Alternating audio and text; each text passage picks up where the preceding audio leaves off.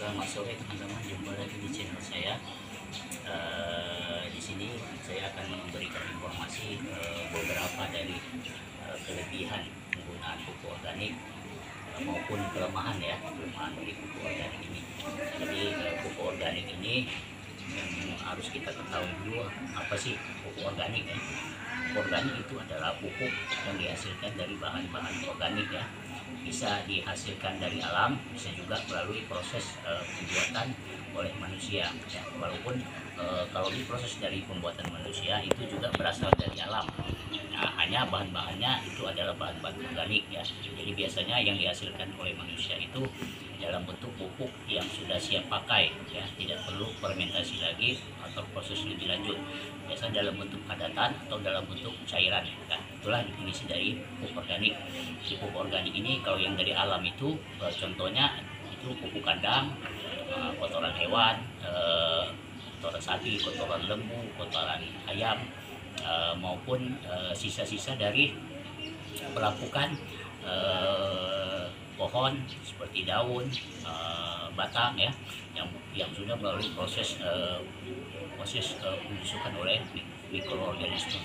Nah, jadi sini keunggulan dari pupuk organik ini dibandingkan kimia, kalau kita gunakan dalam dosis yang besar itu tidak akan merugikan terhadap tanah atau tanaman, malah akan lebih bagus ya, berbeda dibandingkan dengan pupuk kimia. Karena kalau pupuk kimia penggunaannya berlebihan itu bisa berdampak negatif terhadap tanah ya. Oke. Nah, selain itu keunggulan yang kedua juga itu sifat pupuk organik ini bisa memperbaiki sifat fisik tanah ya, sifat fisik tanah seperti porositas ya. Jadi kalau misalnya pupuk organik ini membuat tanah akan makin jadi gembur ya. Nah, kemudian juga bisa memperbaiki sifat kimia. Sifat kimia itu kandungan mineralnya.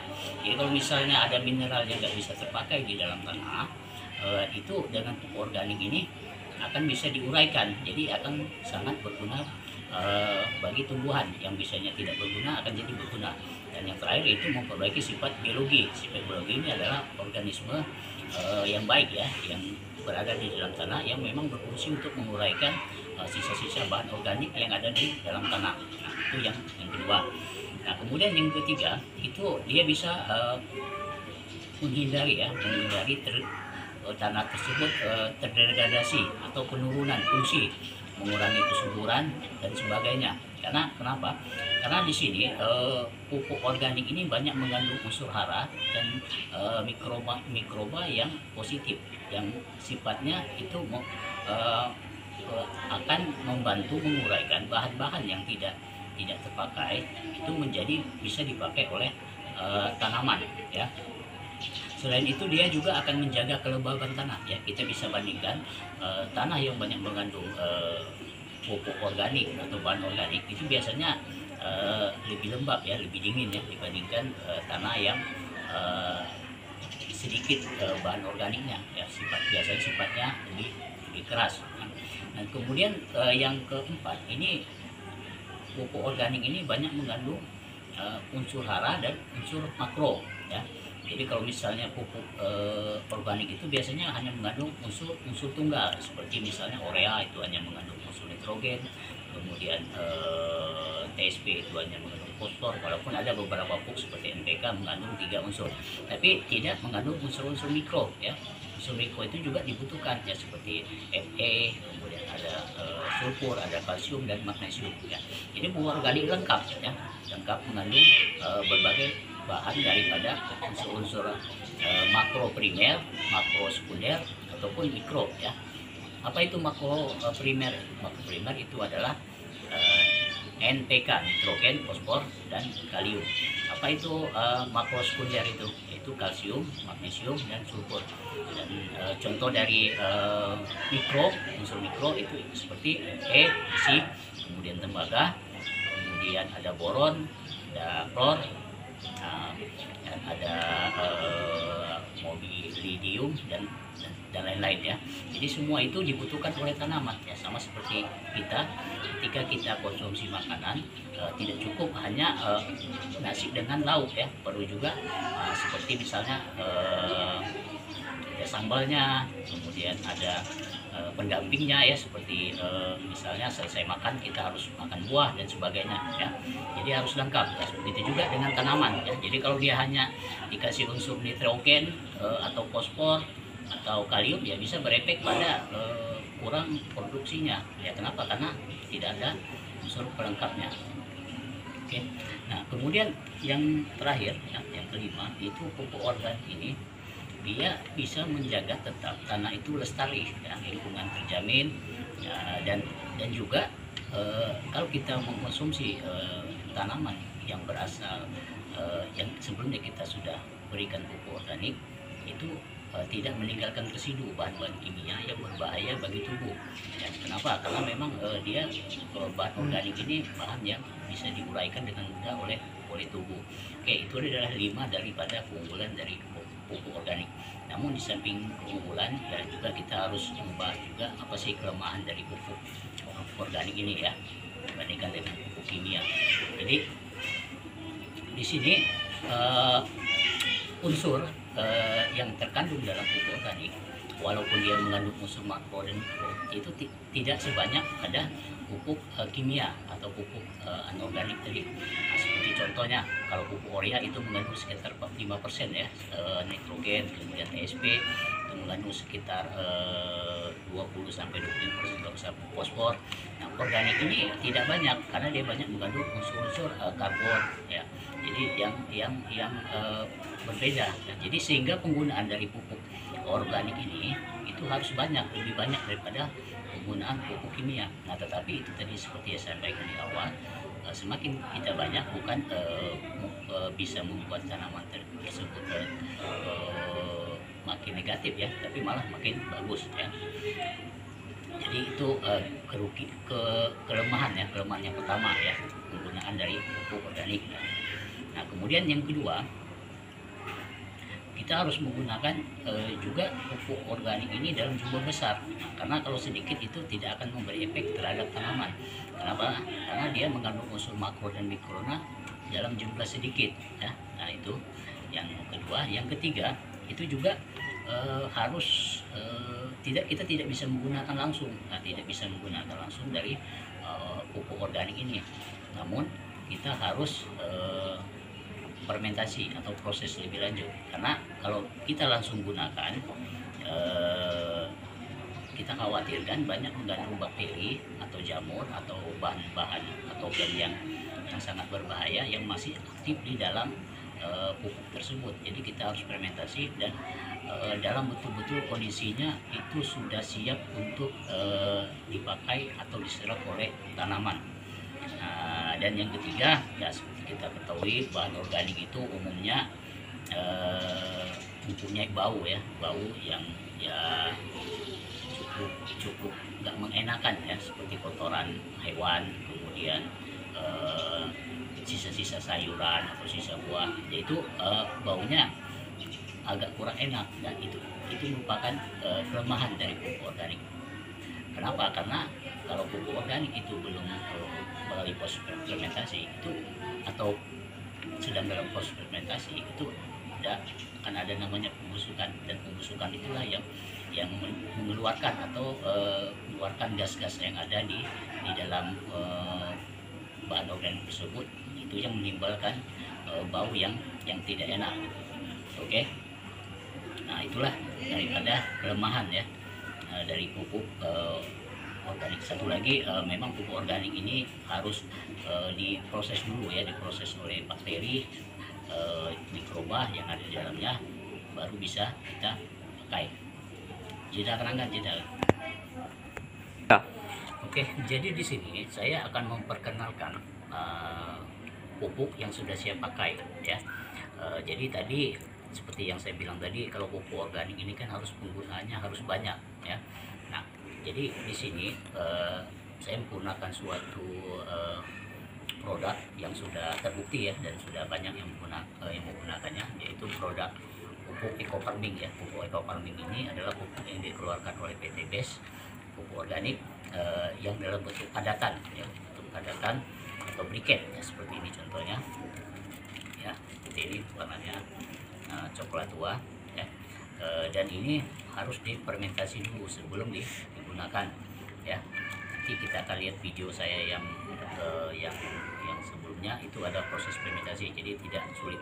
Jadi keunggulan pupuk ini itu sudah dilengkapi dengan 13 unsur hara ya, 13 unsur hara, yaitu unsur hara makroprimer seperti nitrogen, fosfor, dan kalium. Kemudian unsur makrosekunder yaitu magnesium, kalsium, dan sulfur. Kemudian unsur mikro ya seperti besi, tembaga, molybdium, kemudian ada sulfur, ada klor, ada boron, dan ada dan sebagainya ya. Nah, jadi kalau unsur selain itu, pupuk ini juga mengandung C organik yang cukup tinggi ya. Dari hasil uji lab itu sekitar 51,6% ya. Kemudian unsur nitrogennya itu sekitar 3,31%. Kemudian ada unsur fosfor itu sekitar 4,8%, dan kalium itu sekitar 1,47%.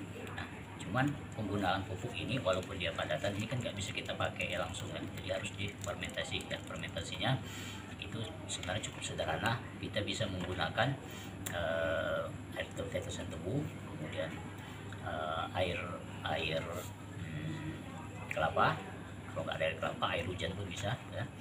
Kemudian bisa juga menggunakan air tanah ya. Semuanya itu asalkan bebas dari bahan-bahan kimia. Nah, itu penting sekali karena ini mengandung mikroba.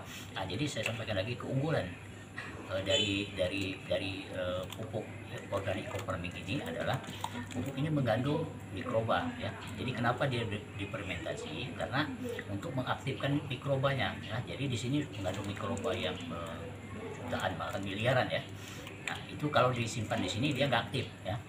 Tapi ketika kita berfermentasi, dia akan aktif dan dia akan berfungsi sebagaimana mestinya.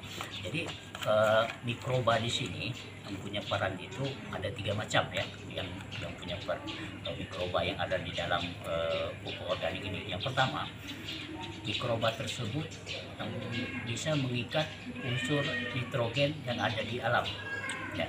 Jadi seperti kita ketahui, di alam ini sangat banyak mengandung unsur nitrogen, bisa sampai 68-78%. Nah, tetapi itu tidak bisa diserap oleh tanaman. Berbeda dengan kalau oksigen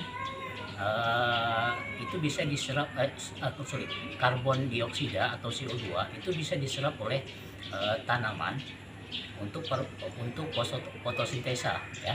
Tapi kalau nitrogen ini tidak bisa ya, tidak bisa diserap. Padahal sebenarnya di alam ini mengandung 68-70% nitrogen bebas yang merupakan sumber yang cukup sebenarnya untuk tumbuhan, sumber dari nitrogen tersebut. Tetapi tidak bisa diserap langsung. Kenapa? Karena dia dalam bentuk bebas. Nah, di sini mengandung bakteri pengikat unsur N ya. Dan pengikat unsur N yang tujuannya adalah untuk menyerap nitrogen tersebut ya, sehingga nitrogen tersebut bisa digunakan oleh tanaman, bisa dimanfaatkan oleh tanaman. Nah, jadi itulah salah satu fungsi dari mikroba tersebut. Mikroba yang kedua itu, mikroba ini bisa mengikat atau menguraikan unsur fosfat yang ada di dalam tanah ya. Jadi seperti kita ketahui, di dalam tanah ini mengandung kadang sampai 20% ya unsur fosfat, yang unsur fosfor yang dalam berbentuk fosfat, tetapi tidak bisa diserap sepenuhnya oleh tanaman karena dia bersifat koloid ya. Jadi dia mengikat di dalam tanah, jadi tidak bisa dimanfaatkan. Sebenarnya tanah ini banyak mengandung unsur fosfat, tapi sayang tidak bisa digunakan. Nah, dengan ada bakteri ini, dia bisa menguraikan fosfat tersebut menjadi bahan yang bisa diserap dengan mudah oleh tanaman. Nah, itu bakteri yang kedua ya. Selain dia menguraikan bahan-bahan kimia lainnya ya, yang sebelumnya itu akibat dari penggunaan pupuk yang berlebihan yang tidak bisa diuraikan oleh tanah, tapi bakteri ini bisa menguraikan bahan-bahan tersebut sehingga bisa digunakan oleh tanah. Dan yang ketiga adalah bakteri dekomposer ya. Dekomposer itu yang bertugas menguraikan bahan-bahan organik yang bisa dimanfaatkan oleh tanah, sehingga bahan-bahan organik tersebut yang terurai dan bisa dimanfaatkan oleh tanah dan oleh tumbuhan yang ada di situ ya. Dan saya sudah coba ya pupuk organik ini terhadap tanaman cabai saya, dan hasilnya cukup menggembirakan ya. Oke. Dah. Dah. Nah, jadi itu cukup menggembirakan, yaitu seperti ini kita lihat ya buahnya. Jadi kita bisa nanam cabai di dalam pot dengan media yang terbatas seperti ini, hanya menggunakan satu pupuk ini ya. Dan penggunaannya pun juga nggak terlalu banyak ya. Biasanya saya siram sekitar 5 atau 7 hari sekali ya. Jadi sebenarnya hemat ya. Kita bisa menghasilkan tanaman organik yang aman itu dengan lahan yang terbatas ya. Jadi itulah dia keunggulannya. Jadi oleh sebab itu teman-teman kalau memang berminat untuk bercocok tanam di daerah kota yang lahannya terbatas atau hanya tersedia pot yang kecil ya, kita bisa menggunakan atau memanfaatkan dari pupuk eco farming ini ya. Dan sudah banyak yang terbukti menggunakannya, simple ya, dan ini aman dan sudah teruji ya, dan banyak contohnya. Oke teman-teman, itulah informasi dari saya untuk pupuk organik, kelemahan, keunggulan dan kelemahannya. Dan silakan kalau memang berminat bisa menghubungi saya untuk pembelian pupuk organik eco farming. Jadi pupuk eco farming ini tidak dijual bebas ya, hanya dijual melalui mitra-mitra PBS yang sudah terdaftar ya.